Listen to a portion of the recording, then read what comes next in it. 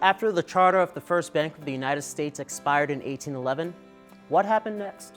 You know what happened. Tell me. With pleasure. The War of 1812 against Great Britain left the United States once again in debt.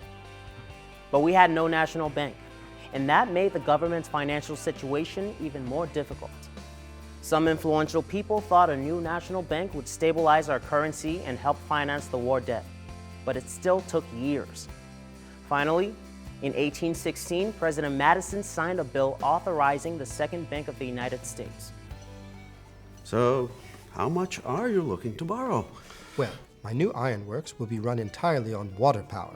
The second bank operated much like the first bank. It had many branches. It was a banker to businesses and individuals.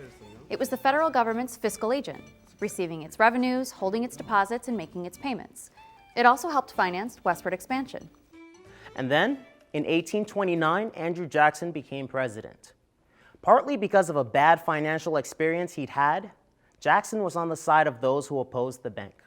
He withdrew the federal government's funds and transferred them to state-chartered banks. Then, in 1836, the bank's charter expired.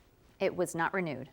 After that, the United States was without a central bank for more than 75 years. Until after the Federal Reserve Act was passed in 1913.